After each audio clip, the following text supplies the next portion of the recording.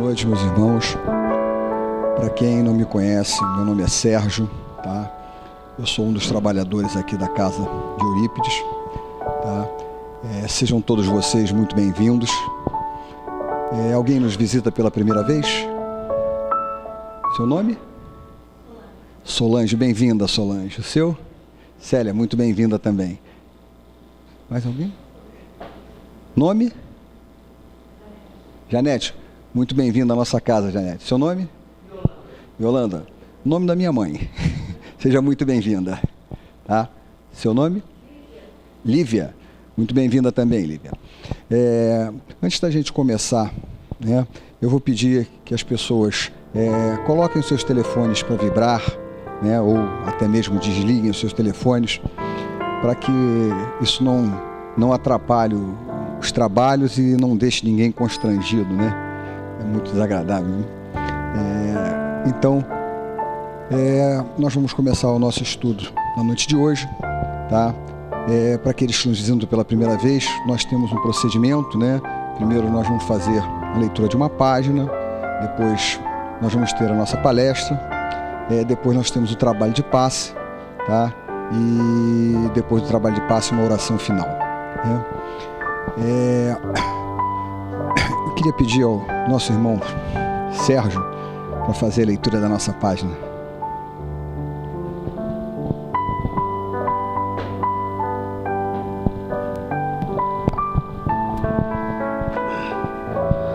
Boa noite a todos. Nós vamos ler uma página do livro Pão Nosso, pelo Espírito de Emmanuel, através da psicografia do Francisco Cândido Xavier.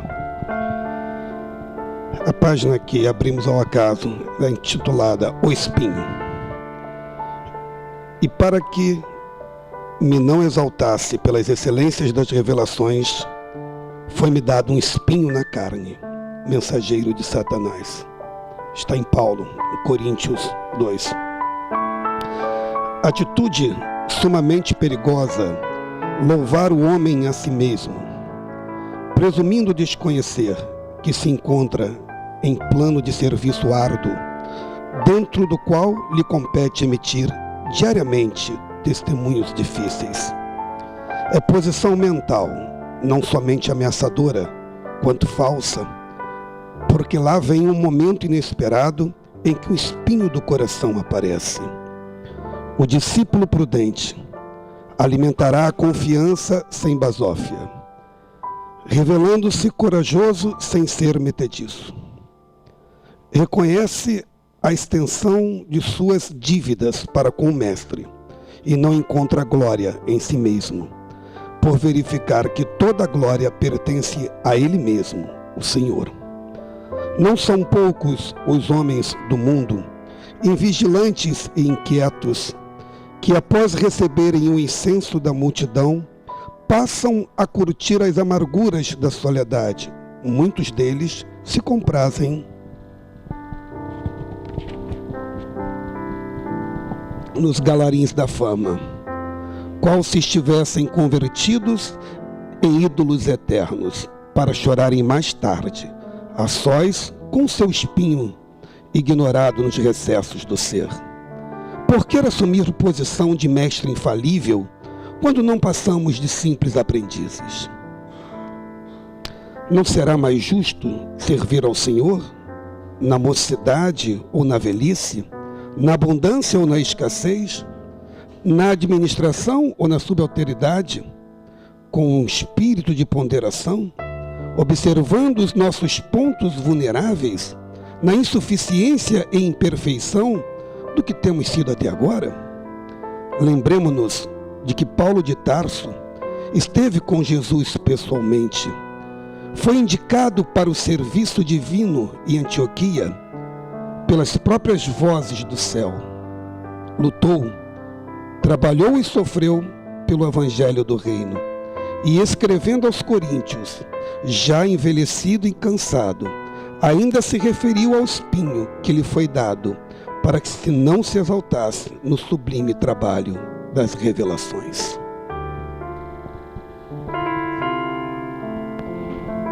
Muito obrigado.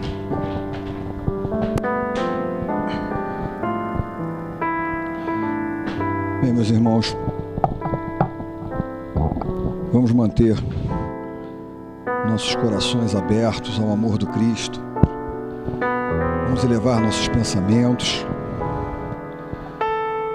Vamos pedir ao Mestre Jesus e aos nossos amigos da espiritualidade que vieram nessa casa, nessa noite, para nos auxiliar no nosso estudo, que eles possam estar conosco, que eles possam vibrar com muito amor durante a nossa reunião, que nós possamos estar todos muito receptivos a essas vibrações e, acima de tudo, aos conhecimentos que essa doutrina maravilhosa nos traz. Jesus, amigo, inunde esse salão com seu amor, inunde nossos corações, faça de cada um de nós um instrumento da sua obra. Que assim seja, graças a Deus. Nós vamos convidar então nosso irmão Cláudio, que veio essa noite dividir conosco seus estudos, seus conhecimentos, né, nessa maravilhosa doutrina.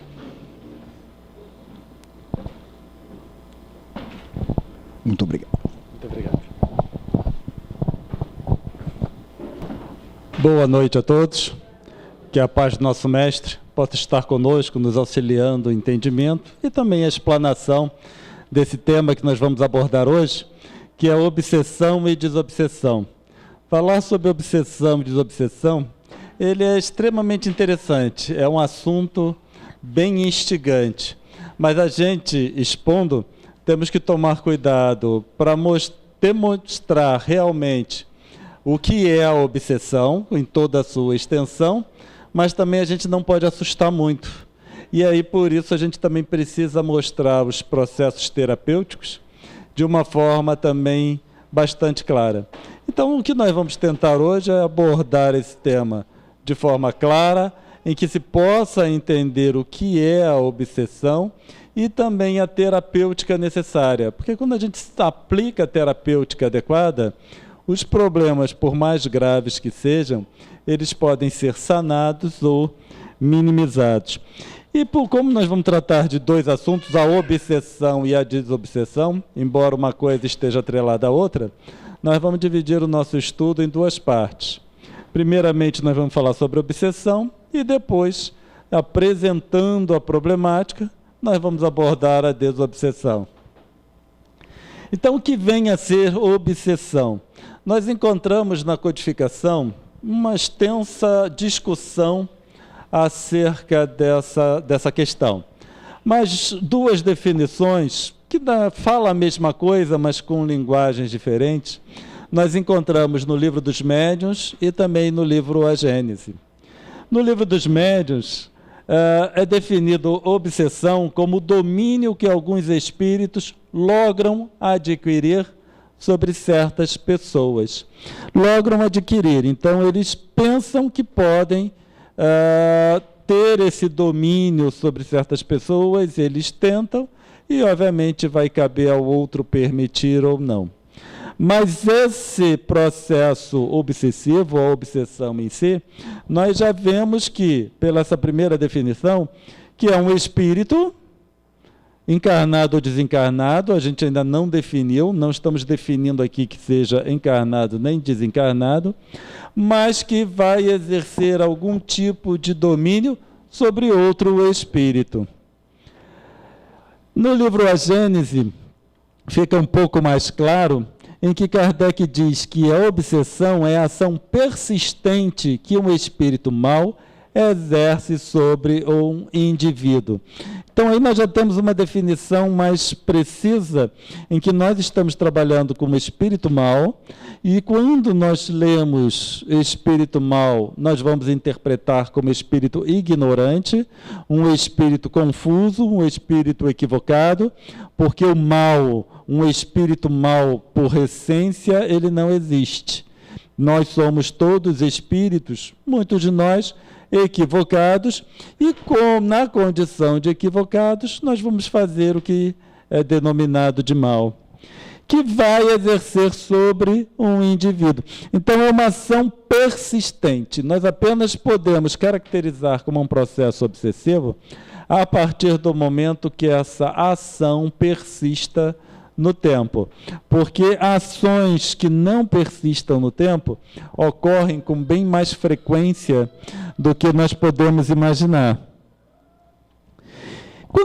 Quando a gente já sabe que a obsessão é a ação de um espírito mau, o segundo passo seria nós discutirmos os tipos de obsessão, ou os tipos de processos obsessivos. Porque quando nós falamos em obsessão, estamos falando de um processo. É um processo em que um espírito logra dominar outro espírito. E como isso persiste no tempo, nós estamos falando de um processo. Não é alguma coisa pontual, mas algo que tem início, vai ter meio e vai ter fim em algum momento. Então, nós temos a obsessão de desencarnado para encarnado, que é o mais comum, que quando a gente fala em obsessão, o que vem logo na nossa mente é um espírito desencarnado exercendo uma ação sobre o espírito encarnado, sobre a pessoa. Nós sempre que falamos em obsessão, nós pensamos o desencarnado agindo sobre o encarnado. Mas não é tão simples assim. Nós temos processos obsessivos de desencarnado para desencarnado também.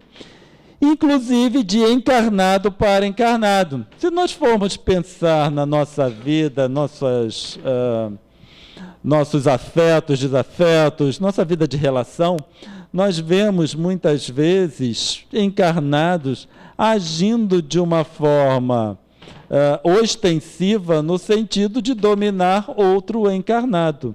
Logra obter um domínio. E é uma ação persistente.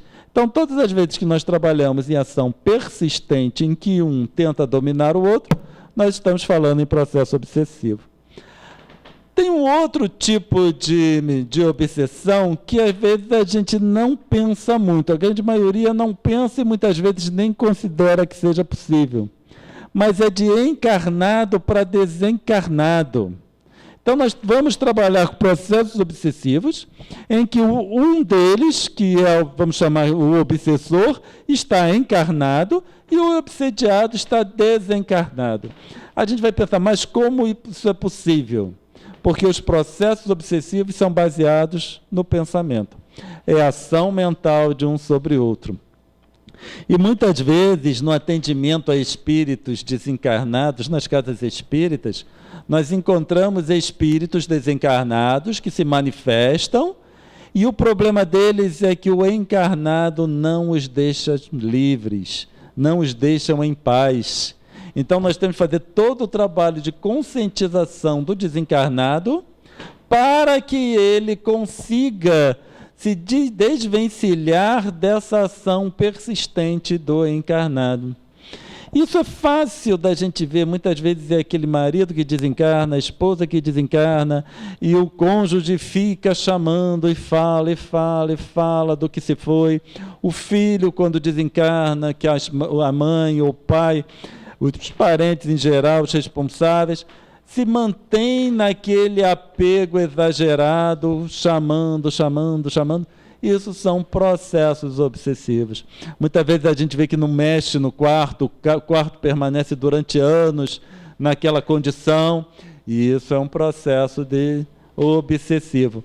E às vezes, quando a gente se manifesta, ao invés da gente convencer ele a deixar o encarnado, nós temos que convencê-lo a não se perturbar mais com o encarnado, com o pensamento do encarnado. A saudade é normal. Quando um ser querido desencarna, é normal que nós tenhamos esse período de luto, tenhamos esse período de sofrimento. Afinal de contas, é um espírito que conviveu com a gente durante longos anos, e quando um parte para outra condição, é natural que os que aqui ficam sintam saudades, sintam aquele período de luto. mas a gente tem que sentir saudade, passar esse período de luto. Nós precisamos trabalhar isso com harmonia, sabendo que ele foi, certo? Ele foi para outra condição porque chegou a hora dele ou dela. E aí nós vamos trabalhar com harmonia esses nossos sentimentos. Faz bem para o espírito que desencarnou saber que os encarnados estão sentindo falta dele, sentem saudade. Isso faz bem para eles, mas é imprescindível que essa saudade seja aquela saudade tranquila, aquela saudade boa, de paz, em tranquilidade. E isso eles recebem como alento.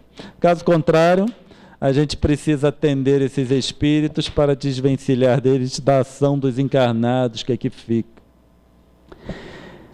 Os tipos de obsessão, agora também temos gradação das obsessões. Então não é só a obsessão, nós temos alguns tipos de processos obsessivos. Nós temos a obsessão simples, a subjugação e a fascinação, que são as mais comuns.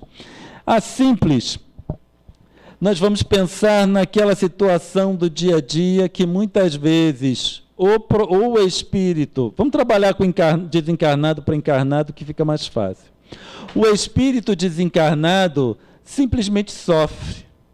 E como ele sofre, ele se liga a outras pessoas porque querem também que as pessoas sofram. Aí a gente vai pensar, como isso é possível? Mas a gente vê muitos encarnados sofrendo que gosta de infernizar a vida do outro. Certo? Porque ele sente inveja. Se eu estou sofrendo, como é que o fulano vai estar bem? Nós gostamos de compartilhar as nossas misérias. É impressionante, mas se a gente for pensar na nossa vida de relação, nós vemos isso acontecendo, uma necessidade de compartilhar misérias. Desencarnando, a coisa continua a mesma. Então não existe uma ligação intensa entre um espírito e o outro, mas simplesmente é algo de ocasião. E obviamente que esses processos obsessivos podem perdurar no tempo e que vão fazer mal, vão trazer sensações desagradáveis, vão fazer. Embora o nome seja simples, não tem nada de simples. É preciso a terapêutica, certo? A gente só vai ter nominalidade simples, que é como a Kardec denomina no Livro dos Médiuns, porque é aquela ligação fortuita em que não existe uma ligação direta, um motivo específico pelo qual o espírito vai exercer a ação obsessiva sobre o outro espírito.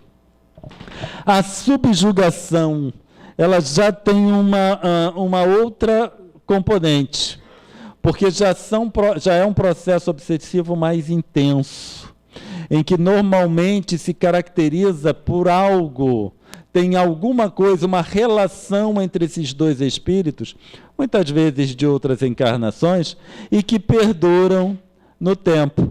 Então, o espírito desencarnado, ele vai buscar o encarnado, que é o motivo do seu ódio, por exemplo, e aí vai exercer uma ação de subjugação. A subjugação é realmente uma subjugação, onde ocorre um domínio mais intenso, tanto moral quanto físico. Moral é que muitas vezes o indivíduo começa a enxergar coisas, começa a interpretar coisas que para ele é realidade, mas é só para ele, porque ele é induzido a acreditar que certas coisas sejam reais. E eles começam, né, o que está sofrendo a obsessão, tomar decisões baseadas no que ele acredita como sendo o real. Então essa é uma subjugação de caráter moral. A subjugação de caráter física é realmente física. Esse espírito, ele subjuga o indivíduo, ele impõe o indivíduo a determinadas ações, e o indivíduo faz as ações sem que tenha como combater, como evitar que aquela ação realmente ocorra. São processos mais íntimos, são processos mais próximos entre o desencarnado e o encarnado. A fascinação, que é a terceira, esse é o pior dos processos obsessivos. Apesar de ser o pior dos processos obsessivos, é a situação em que o que sofre a obsessão menos percebe o que está acontecendo. Porque a fascinação é o nome certo, fascina, o espírito desencarnado fascina o encarnado, por exemplo. E aí começa a dizer para ele, dizer entre aspas, por exemplo, que ele é o melhor, que ele sabe tudo. Então isso vai afetando aonde? No orgulho. Então os orgulhosos são sujeitos a processo de fascinação. O problema é que nós, no mundo de expiações e provas, temos o orgulho em alto grau. Então quando a gente falou os orgulhosos, nós estamos falando, nós, espíritos de um mundo de expiações e provas. E isso é um problema sério quando a gente vai tratar de médiuns, falar de mediunidade. Porque nessas situações o médium começa a acreditar que tudo que ele recebe é o melhor e está certo. E aí traz algumas coisas ou muitas coisas equivocadas. E a gente, quem está de fora, percebe nitidamente que aquilo está errado. E quando, conforme vai falando para ele que aquilo não está certo, ele se remete contra quem está desejando bem para ele. E aí muitas vezes abandona a casa espírita, porque as pessoas começam a orientá-lo numa outra direção, mas ele é levado a acreditar que tudo que chega por ele como médium está certo. Então esse é um dos piores processos obsessivos, porque a gente não tem o retorno do que sofre a obsessão. A gente não tem o auxílio dele para o processo de libertação. Ele, na verdade, começa a trabalhar em direção de aprofundar cada vez mais o processo obsessivo. Tem o quarto, que às vezes não se percebe muito, porque Kardec só foi trabalhar a possessão no último livro, que foi no livro A Gênese, onde Kardec vai abordar a possessão. No livro dos Médiuns, ele trabalha simples subjugação e fascinação. Lá na Gênese, ele traz o conceito da possessão, onde é exatamente o que o nome diz. O espírito se apossa do corpo do encarnado. Obviamente, quando a gente fala se apossa, não é que toma para sempre. Esses processos são intermitentes, porque o dono do corpo, vamos dizer assim, é o espírito encarnado. Então, no processo da possessão, o espírito vai como que substituir o espírito encarnado ou então compartilhar aquele corpo momentaneamente até que ele liberte o indivíduo. Obviamente que esses processos são repetitivos. Essas situações, todas as quatro, elas não são situações agradáveis. São situações bastante sofridas para quem está sofrendo a obsessão. E no mundo de expiações e provas como o nosso, esses processos são muito comuns. A questão é que são muito comuns e muitas vezes a gente não percebe o que está acontecendo, nós consideramos coisas como certas que no final não são. E obviamente vão criando as dificuldades, muitas vezes dificuldades de relacionamento, dificuldades no trabalho, e esses processos podem aparentar que o indivíduo está num estado de loucura. Algumas dessas situações, como o indivíduo passa a se comportar de uma forma estranha, que é conduzido pelo ser desencarnado, muitos acreditam que ele está num estado de loucura. E aí vem os tratamentos dos mais variados, que só vêm dificultar ainda mais essa terapêutica. Quando nós falamos em terapêutica, o ideal seria sempre juntar o tratamento médico com o tratamento espírita. E aí, sanando os dois lados, tanto a parte física quanto a parte do espírito propriamente dito. Se nós invertermos ali, baixarmos fascinação e levarmos possessão e juntar simples subjugação e possessão, a gente começa a ver que esses processos são equivalentes a processos mediúnicos. Então, qual é a vantagem disso tudo?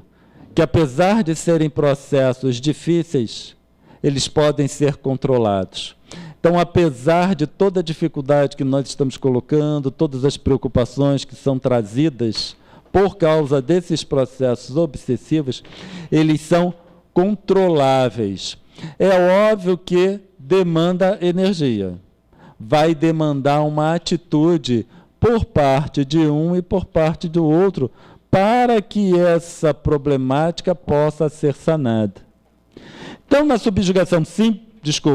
na obsessão simples, nós podemos comparar com o processo de inspiração. Na subjugação, nós podemos trabalhar com o conceito de psicografia ou a psicofonia. O processo de ação ou de interação entre o desencarnado e o encarnado é muito semelhante. E o processo de possessão é a incorporação. Então, isso traz uma tranquilidade, por isso que nós estamos apresentando essa correlação, porque vai trazer a tranquilidade de que esses processos são educáveis, eles são tratáveis. A obsessão, ela é vista sempre como uma coisa muito ruim, mas não é, não necessariamente vai ser. Tudo vai depender do que o indivíduo fizer com aquela situação em que ele se encontra. Muitas vezes um processo obsessivo ele vem e quando ele acaba, o indivíduo que estava sofrendo processo obsessivo fica com a mediunidade aflorada. Então, os processos obsessivos, por exemplo, servem para aflorar a mediunidade, destravar, muitas vezes, conexões. Quando a gente fala conexões, estamos falando de conexões energéticas, mas destravar essas conexões, e aí a mediunidade acaba e surge o processo obsessivo acaba e surge, então, uma mediunidade para ser trabalhada, uma mediunidade para ter uma atividade nas casas espíritas. E eu digo para vocês, depois que a gente entra em contato com esses espíritos desencarnados, não os obsessores, mas os nossos mentores, os mentores das casas espíritas, não tem situação melhor, não tem sensação melhor. Quando a gente trabalha já com a mediunidade aflorada para o esclarecimento também de desencarnados, aí a gente já vai trabalhar com espíritos equivocados, e quando a gente trabalha e no final a gente percebe que muitos desses espíritos foram esclarecidos, também é uma satisfação muito grande. Quando chega o final da atividade, final da tarefa, e a gente percebe que alguns desses irmãos se desamarraram dos seus problemas que ficaram aqui na Terra, ainda lembrando a condição de encarnado, e que, como estão desencarnados, já eram para eles terem se liberado dessas questões há muito tempo. Então, também é uma satisfação muito grande. Gravidade da obsessão apresenta caracteres muito diversos, desde a simples influência moral, sem perceptíveis sinais exteriores, até a perturbação completa do organismo e das faculdades mentais. Então, nós vemos que a situação é grave. É grave porque ele pode sair de uma influência em que não se perceba exteriormente o que está acontecendo, mas o indivíduo é uma ação mental, uma ação moral, e com isso o indivíduo começa a aparentar umas certas confusões de comportamento, até a obliteração completa das suas faculdades mentais.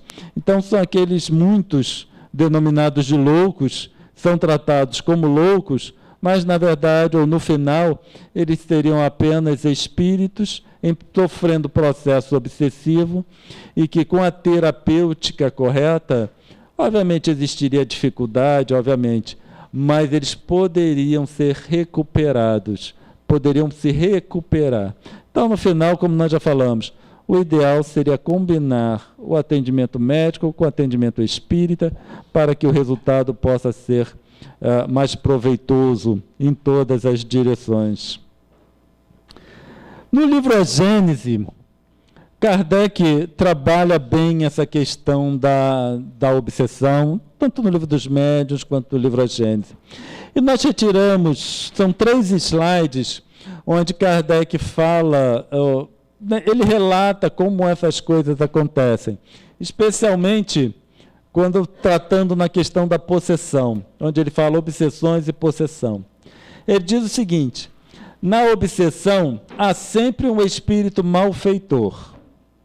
Na possessão pode tratar-se de um espírito bom que queira falar, e que, para causar maior impressão nos ouvintes, toma do corpo de um encarnado, que voluntariamente lhe empresta, como emprestaria seu casaco a outro encarnado. Então nós vemos, e como nós estávamos falando, os processos obsessivos são semelhantes aos processos mediúnicos. A diferença é que, em os processos mediúnicos, é um espírito bom que se está utilizando o médium, ou, inclusive, pode até acontecer com um espírito equivocado, como nos atendimentos a irmãos desencarnados em sofrimento, mas sob situação controlada, onde a tarefa inicia, se faz o esclarecimento do irmão e depois a tarefa termina, e esse irmão é, então, levado para terminar o atendimento pelos mentores espirituais, enquanto que o médium ele não mantém o registro desse processo, do efeito ou da influência desse irmão, melhor dizendo, depois que a tarefa termina. Enquanto que no processo obsessivo, isto ocorre sem controle. Então não tem hora para começar, não tem hora para acontecer, nem hora para terminar. Esses processos vão ocorrendo de uma forma descontrolada. Então o que pode ser bom quando educado, quando bem trabalhado, sob o controle de um mentor espiritual, também pode ser ruim quando sob o domínio de um espírito equivocado. Então, nós vemos que, no caso, obviamente que na época Kardec tratava por possessão. Hoje em dia, a gente já vai trabalhar possessão como incorporação. O processo de incorporação em que o espírito se utiliza mais efetivamente do corpo do médium. Isso se verifica sem qualquer perturbação ou incômodo, no caso em que o mentor, um espírito bom, deseja se comunicar, vai se verificar sem qualquer perturbação ou incômodo para o médium em si, durante o tempo em que o espírito encarnado se acha em liberdade, como no estado de emancipação, conservando esse último ao lado do seu substituto para ouvi-lo. Então, nessa questão da emancipação, todos nós emancipamos nos momentos de sono. Quando nós dormimos, nós emancipamos. O médium em si, ele apresenta algumas características em que essa emancipação ela ocorre em outras situações que não apenas o sono natural. E nessas situações, o médium se emancipa, o espírito, então, se afrouxa do corpo, e o espírito comunicante, então, pode se ligar e trazer a comunicação. Nessas situações em que se trabalha com mentor espiritual, eu sei que o relato pode parecer assim, para quem não está muito acostumado, pode parecer assim meio difícil de entender e até criar um certo desconforto. Quando a gente fala, não, o espírito do encarnado se liberta, vem o outro espírito, ocupa aquele corpo, ocupa, entre aspas, para se manifestar. Isso assusta, mas eu garanto para vocês que é indescritível a sensação quando nós trabalhamos com esses mentores. Porque a gente sempre vai pensar que é alguém em harmonia que está se aproximando de nós. Mal comparando, mas só para ter uma ideia, é como nos casos que a gente sai de casa, vem uma pessoa que a gente conhece, da nossa confiança, e vai limpar, vai arrumar a nossa casa. E aí a gente sai, quando a gente volta, está a casa limpinha, tudo arrumado. É bom, não é? Agora, outra situação é quando alguém invade a nossa casa, certo? Faz a bagunça procurando coisas, leva algumas, e quando a gente volta, a gente encontra a nossa casa revirada. Então, a diferença, assim, para exemplificar, é essa. Uma, como no caso dos espíritos bons, eles arrumam a casa. Nós temos a sensação de que a nossa estrutura mental, ela fica mais organizada, ela fica mais limpa. Enquanto o outro caso é uma perturbação só. Nos casos do processo obsessivo, aí é uma perturbação só. Eu sei que essa questão da possessão e da incorporação, muitos não estão acostumados a considerar essa outra componente no processo obsessivo. E, às vezes, pode até estranhar nós estamos falando isso aqui. Por isso que nós trouxemos essa leitura do livro A Gênese, para deixar bem claro de que Kardec relata isso em detalhes, e depois Leon Denis, no livro No Invisível, então ele traz essa questão da incorporação em detalhes assim minuciosos, vale a pena ler. Continuando ainda sobre essa questão, quando é mau o espírito possessor, as coisas se passam de outro modo. Ele toma moderadamente o corpo do encarnado. Ele não toma moderadamente o corpo do encarnado. Então não é um processo harmonioso, não é um processo tranquilo. Arrebata-o, se este não possui força moral para lhe resistir. Então o espírito, quando ele está equivocado, ele simplesmente toma no corpo. Ele não ocorre através de um processo tranquilo, um processo harmonizado, mas ele vem e arrebata o mesmo. Obviamente, se o indivíduo não tem força moral para lhe resistir. E aí a gente já começa a ver que o segredo para o processo de desobsessão é o trabalho moral daquele que está sofrendo um processo obsessivo. Certo? Se o espírito vai arrebatar, se o indivíduo não tem força moral, então, para eu controlar essa situação, eu preciso fortalecer minha condição moral. Falo por maldade para com este, a quem tortura e martiriza de todas as formas, indo ao extremo de tentar exterminá-lo, já por estrangulação, já atirando-o ao fogo ou a outros lugares perigosos, servindo-se dos órgãos e dos membros do infeliz paciente, blasfema, injuria e maltratos que o cercam. Entrega-se a excentricidades e a atos que apresentam todos os caráteres da loucura furiosa. Esse é o outro extremo, esse é o estado mais grave do processo obsessivo, em que aquele que sofre já não consegue impor limites no processo. E Kardec relata uma situação de um indivíduo que ele era forçado a se ajoelhar e pedir e se declarar a uma mulher por quem ele não tinha a menor afeição. Então não era o caso de que ele estava apaixonado, mas todas as vezes que ele estava diante dela, ele era forçado a se ajoelhar e declarar amor por aquelas pessoas, por aquela mulher, desculpa. Nós vemos que essas situações, elas são bastante críticas, mas pelo fato de ser crítico, novamente, não significa que não existe tratamento. E o segredo está ali, o fortalecimento da questão moral. Não estou assustando não, né? Não, tá bem. Só um pouquinho? São numerosos os fatos deste gênero, em diferentes graus de intensidade, e não derivam de outra causa muitos casos de loucura. Então isso é bom, isso vai servir de alerta para nós também, porque nós já começamos a ver uma outra possibilidade de terapia para muitos daqueles que são considerados loucos. Então, uma terapêutica espírita adequada é capaz, de, muitas vezes, de fazer o que muitos tratamentos não fazem. A miúde, há também desordens patológicas, que são meras consequências e contra as quais nada adiantam os tratamentos médicos, enquanto subsiste a causa originária.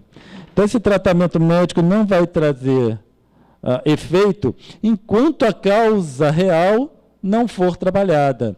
E essa causa real vai ser a ação de um espírito equivocado nesse processo.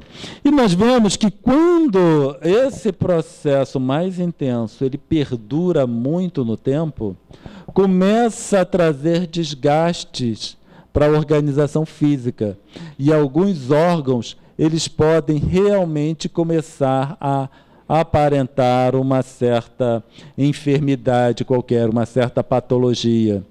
E se isso vai ser válido para vários órgãos do corpo, quando nós levamos para o cérebro, então, porque é o primeiro órgão de ação que sofre a ação desses processos obsessivos, se essa situação perdurar muito no tempo, aí podemos sim caracterizar como um estado patológico.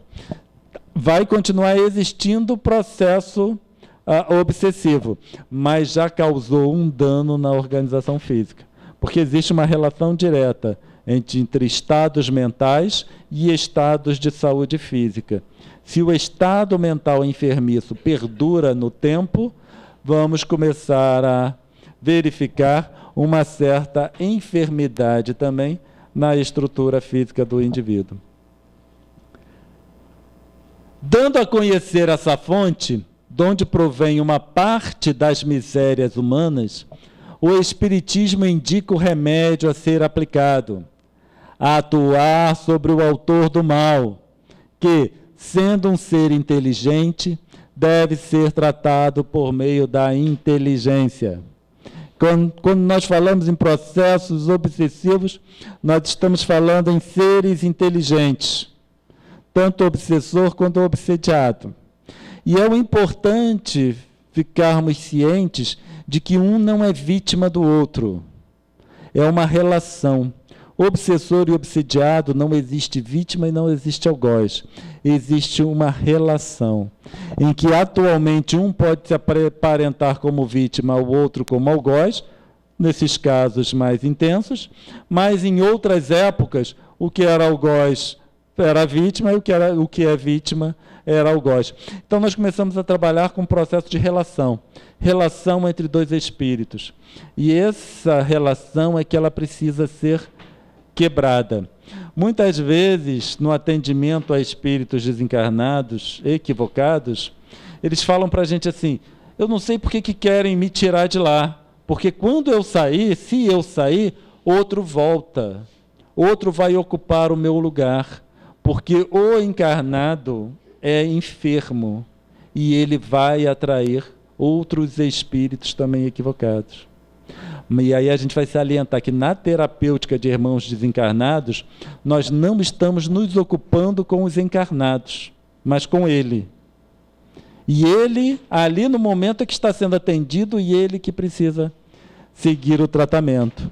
Nós, os encarnados, nós trabalhamos em reuniões como esta, por exemplo, reuniões de estudo, onde esse esclarecimento, das várias temáticas que são abordadas aqui, é que vai nos trazer esse fortalecimento psíquico, esse fortalecimento moral. Então, o nosso trabalho pela nossa transformação é que vai favorecer o nosso processo de autodesobsessão, que também vai ser um dos temas que nós vamos tratar aqui agora. Então, nos próximos 15 a 20 minutos, vamos trabalhar da temática da desobsessão em si. Desobsessão terapêutica que visa sanar o processo obsessivo. Então, todo trabalho que visa sanar ou evitar processo obsessivo, nós trabalhamos como um processo de desobsessão. Porque quando a gente fala em obsessão e desobsessão, em linhas gerais, eu sei que assusta muita gente, mas em linhas gerais, todos nós sofremos algum tipo de processo obsessivo. Seja simples, outros mais intensos, mas, em geral, espíritos no mundo de expiações e provas, nós estamos sujeitos a processos obsessivos, nem que sejam por curto espaço de tempo. Então, o processo de desobsessão, ele é necessário para o nosso entendimento, para nós fazermos a nossa profilaxia diária. O modo de evitar a obsessão é o trabalho diário profilático, em que nós vamos trabalhando, e assim vamos mantendo um nível de estado psíquico e moral que não vai ser tão condizente com o estabelecimento de um processo obsessivo.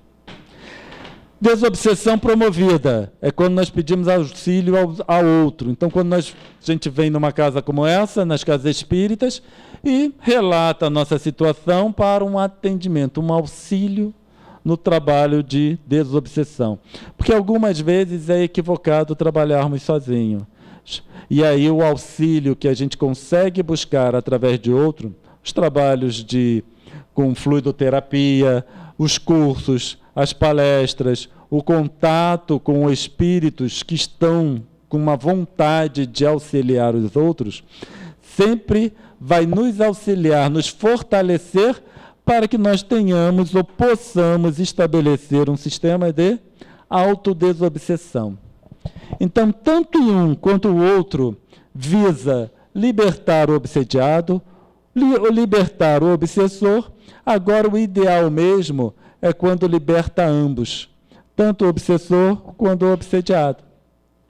Porque muitas vezes, nessas tarefas de desobsessão, a gente consegue libertar um e não consegue libertar o outro. Esses trabalhos, né, que nós acabamos de falar das casas espíritas, fluidoterapia, curso, palestras, esse contato com esses mentores, muitas vezes a gente se consegue, melhor dizendo, libertar um e o outro fica preso ainda naquele desejo de vingança.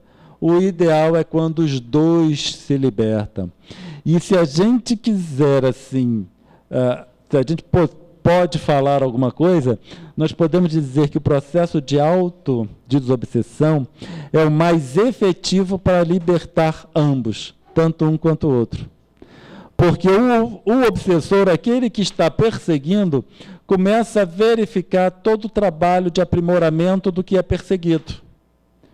Então, se eu estou sofrendo um processo de obsessão, e eu venho aqui para a Casa Espírita escutar palestras, o obsessor, às vezes ele vem e fica ali na porta, às vezes entra. E aí ele começa a ver que, independente se está chovendo ou não, se faz sol ou não, porque a gente é assim, está chovendo, acho que eu não vou na Casa Espírita não, que está chovendo muito. Quando faz sol é que está muito calor, mesmo a gente sabendo que tem ar-condicionado na casa. Mas está muito calor. O obsessor fica vendo, no calor não faz trabalho moral? Quando está chovendo não se faz trabalho moral? Quando ele começa a perceber que nós estamos trabalhando pela nossa evolução, independente se faz chuva ou se faz sol, ele começa também a se transformar, ou pode começar a se transformar. Então, mais efetivo para libertar ambos é quando existe o trabalho da autodesobsessão. Quando o indivíduo que está sofrendo o processo trabalha pela sua própria transformação. Que aí o obsessor acompanha. O obsessor vê toda aquela transformação e se está ouvindo alguma coisa boa, os dois estão ouvindo a coisa boa. A possibilidade dos dois se reformarem é igual. No livro de Joana de Ângeles, ela fala sobre a sombra. E a sombra, ela também vai comparar, é a mesma sombra que o psiquiatra suíço Jung, ele conseguiu perceber em nós, em seus pacientes, em que todos nós temos uma parte sombra. É aquela parte que a gente não quer enxergar. É o nosso lado mais escuro, vamos dizer assim, em que a gente empurra e a gente não enxerga. A nossa dificuldade é que a gente, como nós colocamos esse sombra, né, mais profundo, a gente não enxerga o nosso lado, a gente se acha bonzinho. Muitas vezes nós nos achamos bons, muitos se acham perfeitos, mas todos nós temos esse lado sombra. E vale o que Jesus falou, que é mais fácil ver o argueiro no olho do outro do que a trave no seu próprio olho. Então, quando a gente vai perceber que esses ensinamentos de Jesus, ele já vem falando dessa sombra, porque a trave no nosso olho é essa sombra. É o nosso lado sombra que a gente não enxerga, mas a gente enxerga no outro. Eu consigo dizer exatamente o que cada um faz de errado, o que cada um tem de ruim. Agora, o que eu tenho de ruim? Nada, por incrível que pareça. E Joana de Anjos fala que esses são herança dos atos infelizes que o espírito gostaria de esquecer ou negar. Prosseguem mecanismo de punição, dando lugar a conflitos e complexos perturbadores. Então, apesar de eu empurrar isso para o fundo, não querer mexer, porque afinal de contas aquilo é trabalho, quando eu vejo esse lado sombra, eu preciso trabalhar esse meu lado. Isso, quando a gente fala em processo evolutivo, transformação pessoal, a reforma íntima, nós estamos falando em trazer esse lado sombra, enxergá-lo, para a gente poder conscientizar e trabalhar. Eu só vou conseguir trabalhar alguma coisa que está errado comigo a partir do momento que eu enxergue. Se eu não enxergar, não tem nada de errado. Como não tem nada de errado, não tem nada para melhorar. E assim a gente segue muitas vezes.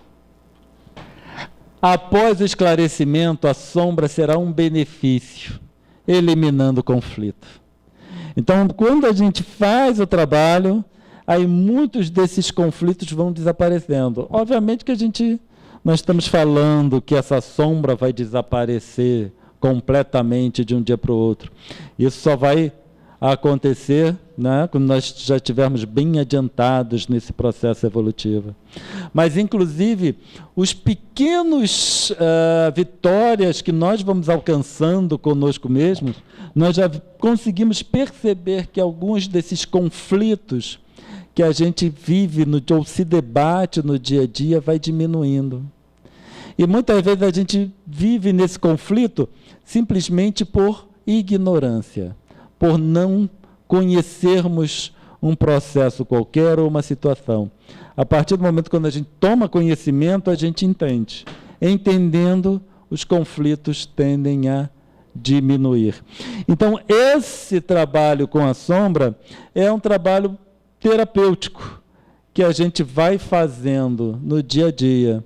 Fazendo isso no dia a dia, nós vamos fortalecendo a nossa estrutura psíquica, vamos fortalecendo o nosso lado moral e, consequentemente, vamos diminuindo a ação desses processos obsessivos.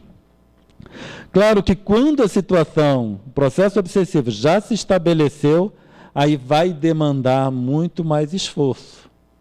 Porque o indivíduo, para conseguir minimizar esse efeito, ele vai ter que vai precisar fazer um intensivo de reforma íntima.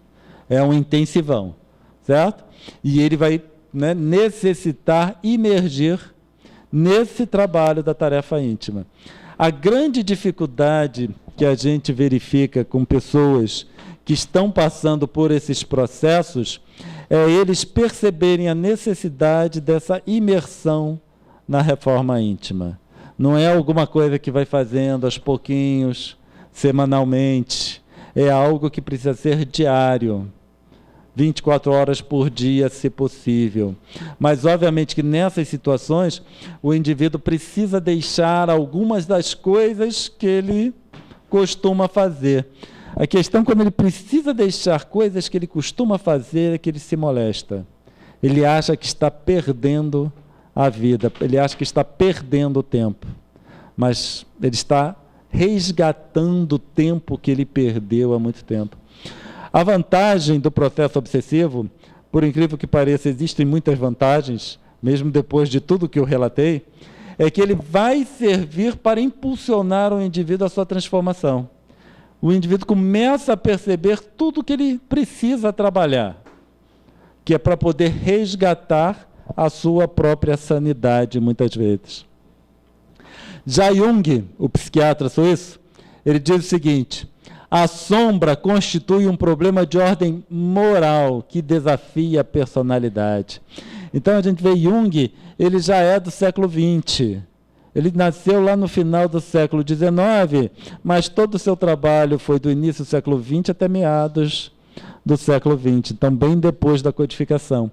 E ele já vem correlacionar sombra com questão moral.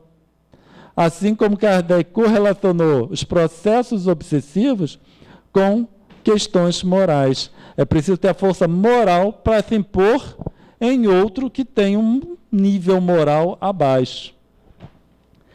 Ninguém é capaz de tomar consciência desta realidade sem despender energias morais. Necessita de trabalho.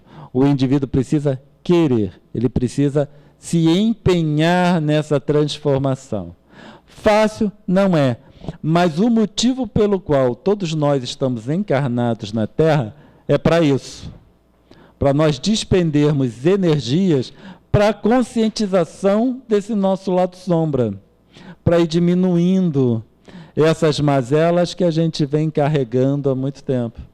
E quando a gente vai olhar o processo obsessivo sobre essa ótica, a gente começa a ver que esses processos são uma bênção para nós. Porque ele é o aguilhão que fica nos impulsionando na senda do progresso, como Kardec coloca na Gênese, falando sobre o sofrimento. O sofrimento é o aguilhão, é aquela ponta que vai espetando a gente e vai nos impulsionando num certo sentido. A conscientização da sombra é o reconhecimento dos aspectos obscuros da personalidade, indispensável para qualquer tipo de autoconhecimento, que é um processo terapêutico. Então, quando a gente lê essa parte da sombra, isso foi retirado de um dos livros de Jung, que agora não me lembro qual é o livro especificamente, mas quando a gente vai olhar essas orientações de Jung, nós estamos vendo ali um processo de desobsessão. O que ou como eu tenho que trabalhar nesse processo de desobsessão? Ele vem através dessa conscientização da sombra, em que eu vou verificando aquilo que vai me prendendo na Terra, e como vai me prendendo na Terra, vai me fazendo mais suscetível a processos obsessivos. Então, o processo evolutivo, como bem colocado ou apresentado pelo Espiritismo, é o que Jung chama de processo de individuação, que nós vamos falar daqui a pouco, que é a conscientização desses conteúdos obscuros. No Evangelho de Mateus, a gente encontra o seguinte alerta: reconciliai-vos o mais depressa possível com o vosso adversário, enquanto estáis com ele a caminho, para que ele não vos entregue ao juiz, o juiz não vos entregue ao ministro da Justiça, e não sejais metido na prisão. Quando a gente olha esse alerta de Jesus, que aparece no Evangelho de Mateus, e também se encontra no Evangelho segundo o Espiritismo, a impressão que dá é o outro. O outro vai me colocar na prisão. É o outro que vai me denunciar. Mas quando a gente vai olhar quem é o adversário, são as paixões dissolventes que aturdem o ser e que encarceram a consciência nos conflitos. Isso está no livro Triunfo Pessoal, de Joana de Ângeles. Então, Joana de Ângeles ela vem dizer para a gente que esse adversário são as nossas próprias paixões. São essas paixões que vão me manter no cárcere. E qual é o cárcere? Um mundo de expiações e provas, ligado a um corpo ainda tão denso como o nosso, que para se locomover nós vamos nos arrastando na superfície. Enquanto esses espíritos mais elevados, eles já têm condições de cruzar espaços bem extensos, sem precisar ficar se arrastando na superfície. Então são essas paixões que vão nos manter no cárcere e vão nos deixar na prisão até que houvermos pago o último centil. E o processo de individuação, que foi trabalhado por Joana de Ângeles no Triunfo Pessoal, e que foi trazido também por Jung, ou melhor, foi trazido por Jung e depois Joana de Ângeles tratou isso no livro Triunfo Pessoal, ela diz o seguinte, que é todo um processo intrapsíquico, duradouro e autônomo, através do qual a psique consciente assimilam os conteúdos que permaneciam inconscientes na imensa área do inconsciente pessoal e coletivo. A busca da individuação constitui o grande desafio existencial. E no espírito jazem as causas profundas do desequilíbrio, que deve ser revertido durante o processo libertador pela individuação. Então é no espírito, em nós, que jazem as causas das nossas perturbações, dos nossos desequilíbrios. E é exatamente começar a cortar o pedacinho dessa trave nos nossos olhos, gradativamente, pedacinho por pedacinho, vai nos facilitar ao entendimento das nossas próprias dificuldades. E essas próprias dificuldades, sendo sanadas pouco a pouco, vão nos levar adiante no processo evolutivo e vai minimizar, obviamente, a possibilidade dos efeitos dos processos obsessivos. Jung, na Natureza da Psique, ele diz o seguinte, a Natureza da Psique é o título do livro. Jung diz o seguinte, isso é muito importante para nós que somos espíritas. O espiritismo, enquanto fenômeno coletivo, persegue, portanto, os mesmos fins que a psicologia médica, e desse modo produz, como bem indicam suas manifestações mais recentes, as mesmas ideias básicas, ainda que sob o rótulo de ensinamentos dos espíritos, que são características da natureza do inconsciente. Jung, como um profundo pesquisador das várias religiões, das várias culturas, ele viajou o mundo para entender, vivenciar as diferentes culturas, e, obviamente, ele entrou em contato com o Espiritismo e conheceu o Espiritismo profundamente. Inclusive, em muitos dos seus relatos, ele conta algumas experiências mediúnicas, ele não usa esse termo, mas, para bom entendedor, minha palavra basta. A partir do momento que a gente verifica um relato de um processo mediúnico, a gente consegue identificar o processo mediúnico em si. Então, ele compara o Espiritismo com a psicologia médica, que a gente persegue a mesma finalidade, a gente persegue o mesmo fim. Um chama de individuação, nós chamamos de processo evolutivo. O nome pode ser diferente, mas o processo é o mesmo.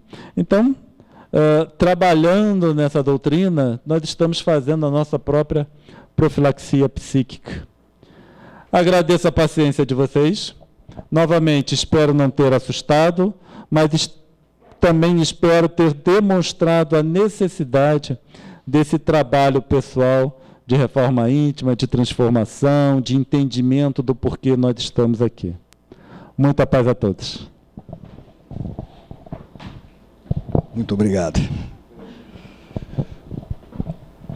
Meus irmãos, antes da gente fazer a nossa prece e passarmos ao trabalho do passe, alguns recados, alguns avisos, né?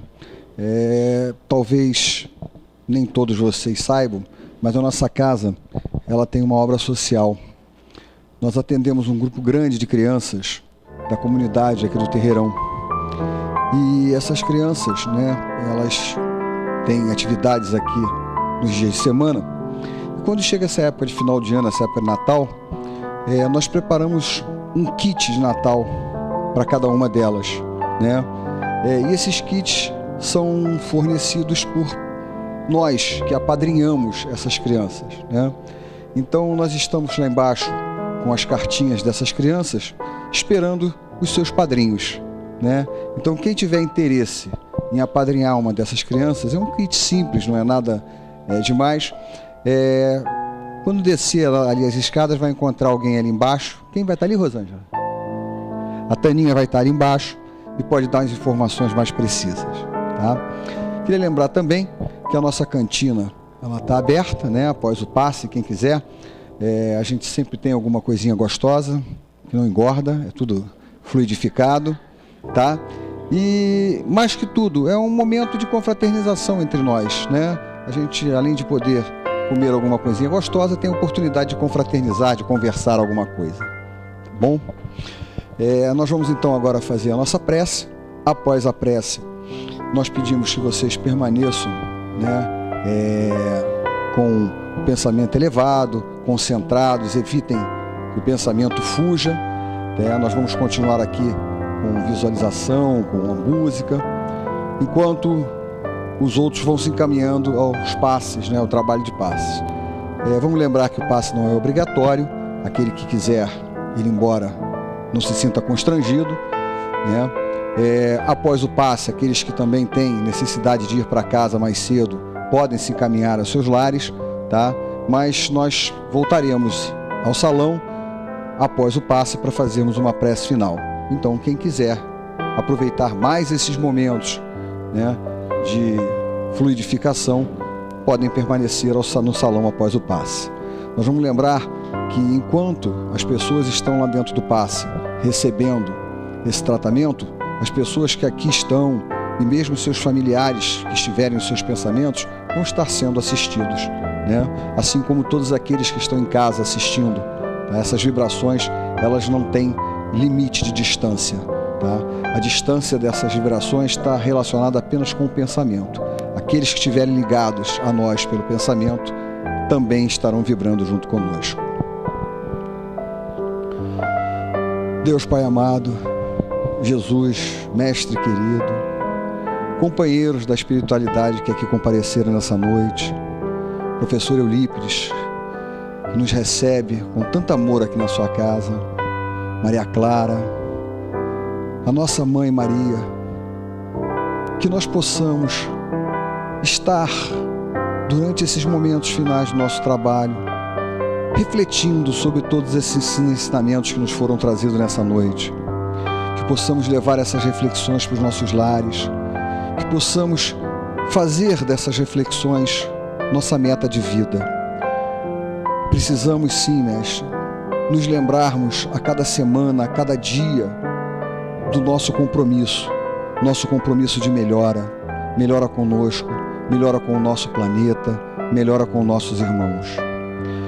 Que possamos, Senhor, receber todas essas bênçãos que nos são trazidas com o merecimento que queremos provavelmente desfrutar ao longo dessa semana. Que assim seja, Mestre. Graças a Deus.